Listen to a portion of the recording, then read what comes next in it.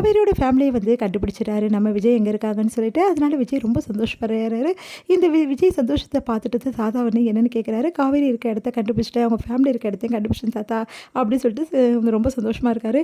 உன் முகத்தில் ரொம்ப நாள் கழிச்சு ஒரு சந்தோஷமும் ஒரு தெளிவும் தெரியுது விஜய் அப்படின்னு சொல்லிட்டு தாத்தா வந்து சந்தோஷப்படுறாரு. இங்கே பாருங்கள் தாத்தா, இதுக்கப்புறம் வந்து காவேரியை வந்து நான் விட்டு பிரியவே மாட்டேன், அவள் கூட இருக்கணும்னு ஆசைப்பட்றேன் தாத்தா, இதுக்கப்புறம் காவேரி மனசை மாற்றுறது தான் என் வேலையே அப்படின்னு சொல்லிட்டு சந்தோஷமாக போயிட்டுருக்காரு. என் பேரன் இதே மாதிரி எப்போவுமே சந்தோஷமாக இருக்கணும் அப்படின்னு சொல்லிட்டு தாத்தா வந்து மனசில் நினைக்கிறாரு. அடுத்து வந்து விஜய் என்ன பண்ணுறாரு, காவேரிக்காக வெயிட் பண்ணிட்டுருக்காரு. காவேரி வந்து அப்பளம் ஆர்டருக்காக வெளியே வராங்க. அப்போ வந்து விஜய் வந்து பார்த்துட்டு ஐயோ இவர் எப்படி கண்டுபிடிச்சாருன்னு தெரியலையே இந்த வீடை அப்படின்னு சொல்லிட்டு யோசிச்சுட்டே வந்து ஒன்றுமே தெரியாத மாதிரி காவேரி அப்படியே வந்து போயிட்டே இருக்காங்க. அதை பார்த்து விஜய் வந்து காவேரி ஒரு நிமிஷம் நில்லு அப்படின்னோடனே அமைதியாக போயிட்டே இருக்காங்க. மறுபடியும் நிற்க போறிய பெரிய காவேரி சொல்லிட்டு கையை பிடிச்சிட்டு இருக்காரு. கையை பிடிங்க எல்லாரும் பார்க்குறாங்க அப்படின்னோடனே ஏன் நீ பாட்டுன்னு போயிட்டே இருக்க விட்டுறேன் போதுமா அப்படின்னு சொல்லிட்டு விட்டுட்டு எதுக்காக இப்போ போயிட்டே இருக்கேன், என்னை கண்டுக்கவே மாட்டேங்கிற, நான் ஒருத்தங்க நின்றுட்டுருக்கேன்ல அப்படின்னோடனே நீங்கள் எதுக்கு இங்கே வந்து நிற்கிறீங்க, எதுக்காக தேடி வரீங்க அப்படின்னு சொல்லிட்டு கேட்குறாங்க. என்ன காவேரி இப்படியெல்லாம் பேசுகிற, நான் எதுக்கு ஒன்று தேடி வருவேன்னு கேட்குறேன், உனக்கும் எனக்கும் எந்த சம்மந்தமும் இல்லையா, இப்படி பேசுகிற அப்படின்னோடனே இங்கே பாருங்கள் நமக்குள்ளே இருந்தது எல்லாமே முடிஞ்சு போச்சு, எப்போ அக்ரிமெண்ட் முடிஞ்சதோ அன்னையிலேருந்து நம்மளுக்கு எல்லாமே முடிஞ்சு போச்சு, நமக்குள்ளே எதுவுமே கிடையாது, தயவு செய்து புரிஞ்சுக்கிட்டு இதுக்கப்புறம் என்னை தேடி வராதிங்க, என்னை டிஸ்டர்ப் பண்ணாதீங்க ப்ளீஸ் அப்படின்றாங்க. அதை கேட்டுட்டு செம்மையாக டென்ஷன் ஆகிற. என்னடி நினச்சிட்டு இருக்கோம் மனசில் என்ன வேணாலும் பேசுவேன் நினச்சிட்டு இருக்கியா, இங்கே பாருங்கள் டீ போட்டு பேசுகிற வேலை வச்சுக்காதீங்க, நான் அப்படி தாண்டி பேசுவேன், ஏன்னா நீ என் பொண்டாட்டிடி அப்படின்றாரு. அதை கேட்டு அப்படியே அதிர்ச்சியாக பார்க்குறாங்க.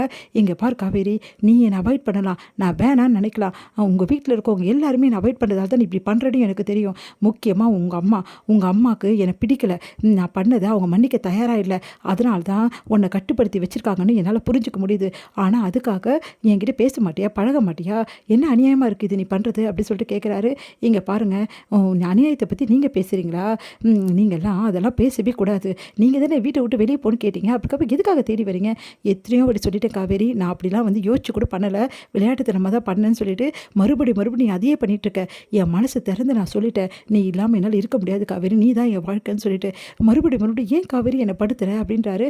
நான் இங்கே பாருங்கள், நான் எக்காரணம் கொண்டு கடைசி வரைக்கும் நான் வந்து உங்கள் கூட வாழ முடியாதுங்க, நம்ம கூட உள்ள எல்லாமே முடிஞ்சு போச்சுங்க, எல்லாமே முடிஞ்சு போச்சா, என்னை பார்த்து சொல்லி எல்லாம் முடிஞ்சு போச்சுன்னு சொல்லிட்டு அப்படின்னோடனே அப்படி என்ன பண்ணு திரும்ப தவிக்கிறாங்க காவேரி.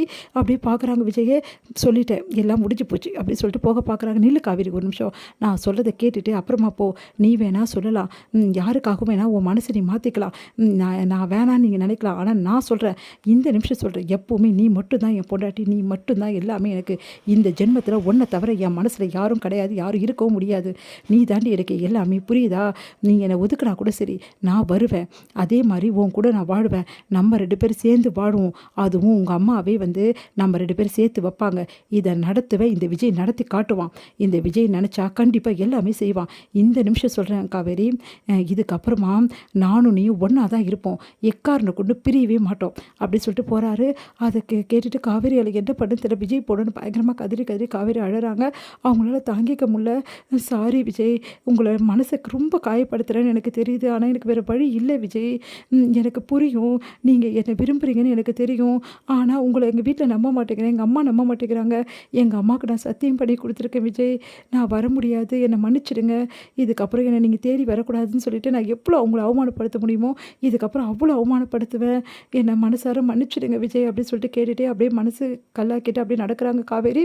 எங்கள் விஜயை பார்த்துட்டு ரொம்ப டென்ஷனாக இருக்க விஜயை பார்த்துட்டு தாத்தா கேட்குறாரு என்னப்பா ஆச்சு அப்படின்னு சொல்லிட்டு, நான் ஒரு முடிவு எடுத்துட்டேன் தாத்தா, இங்கேருந்து கிளம்ப போகிறேன் அப்படின்றாரு. அதிர்ச்சி